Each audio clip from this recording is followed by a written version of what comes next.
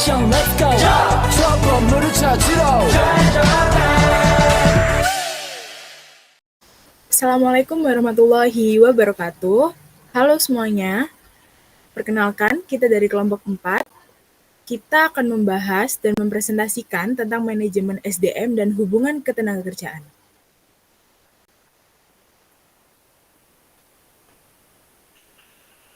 Oh ya, sebelumnya perkenalkan dulu, nama aku Hermaliana Nursaiti dengan NPM akhir 098 sebagai moderator dan juga presentator keempat.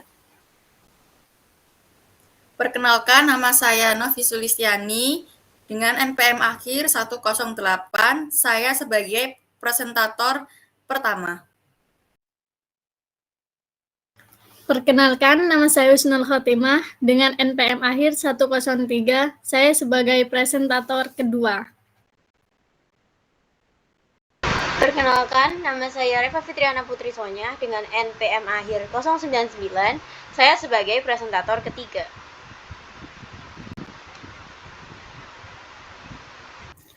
Perkenalkan, nama saya Puspitasari dengan NPN akhir 097 sebagai presentator ke-5. Perkenalkan, nama saya Nugi Kinanti dengan NPM akhir 095 sebagai presentator ke-6.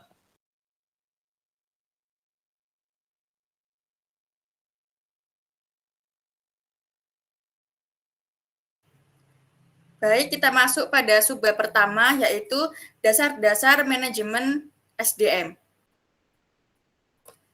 Manajemen sumber daya manusia atau MSDM adalah serangkaian aktivitas organisasi yang diarahkan dalam upaya menarik, mengembangkan, dan mempertahankan angkatan kerja yang efektif.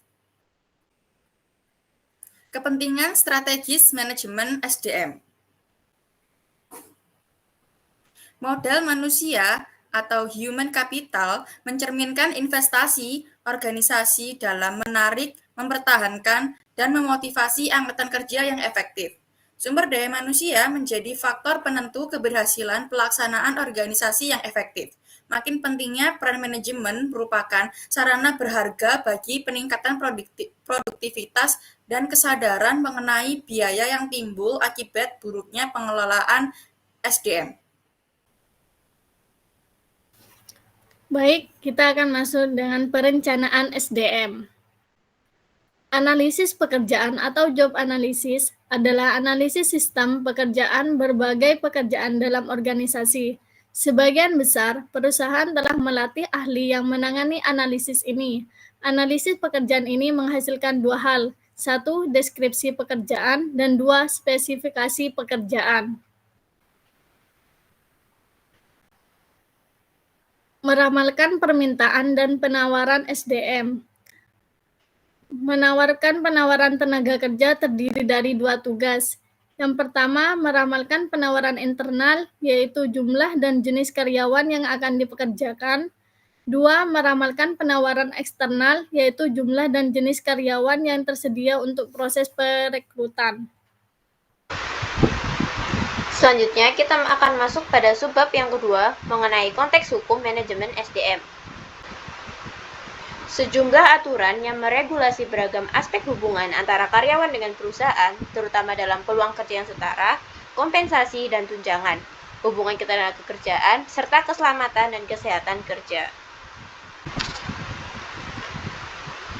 Lalu, peluang kerja yang setara. Peluang kerja yang setara dalam Title VII of the Civil Rights Act of 1964 melarang diskriminasi di seluruh bidang pekerjaan. Tujuan dari undang-undang ini adalah menjamin bahwa keputusan pemberian kerja didasarkan atas kualifikasi individu alih-alih bias pribadi. Lalu ada kompensasi dan tunjangan, yaitu yang pertama Fair Labor Standard Act, menetapkan upah minimum dan mengharuskan pembayaran uang lembur untuk pekerja di atas 40 jam per minggu. Lalu ada Employer Retirement Income Security Act atau ERISA, yang dimana memastikan adanya jaminan keuangan dari dana pensiun dalam mengatur bagaimana dana ini dapat diinvestasikan.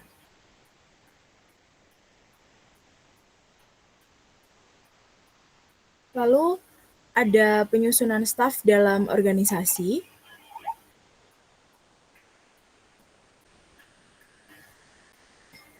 di mana saat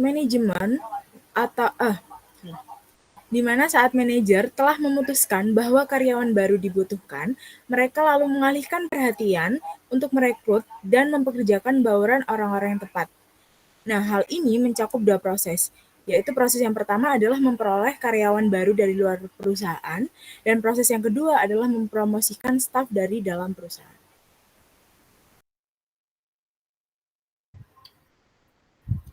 Baik, selanjutnya ada menyeleksi sumber daya manusia. Langkah-langkah yang dapat diambil dalam menyeleksi sumber daya manusia, yang pertama, formulir aplikasi, di mana mengumpulkan informasi mengenai riwayat pekerjaan pelamar sebelumnya, latar belakang, pendidikan, dan lain-lain. Kedua, perusahaan terkadang meminta kandidat untuk mengambil tes selama proses seleksi. Ketiga, wawancara. Sarana seleksi yang populer meskipun seringkali menjadi alat prediksi yang kurang tepat dalam menilai kesuksesan pekerjaan. Dan yang keempat, teknik lainnya. Organisasi juga menggunakan teknik seleksi lain sesuai yang dihadapi, seperti tes fisik, tes narkotika, dan obat-obatan terlarang. Lalu kita masuk ke subbab 4, kompensasi dan tunjangan. Di mana faktor utama dalam mempertahankan pekerja terampil adalah sistem kompensasi, yaitu paket imbalan total yang diberikan kepada karyawan sebagai imbalan atas kerja mereka. Berikutnya adalah upah dan gaji. Upah dan gaji adalah jumlah uang yang dibayarkan kepada karyawan untuk tenaga mereka. Upah diberikan berdasarkan waktu kerja, gaji diberikan untuk pemenuhan tanggung jawab pekerja. Program tunjangan. Tunjangan yaitu kompensasi setelah upah dan gaji yang ditawarkan oleh perusahaan kepada karyawan. Sebagian besar perusahaan diwajibkan undang-undang untuk memberikan jumlah sosial berupa tunjangan pensiun dan asuransi kompensasi pekerja.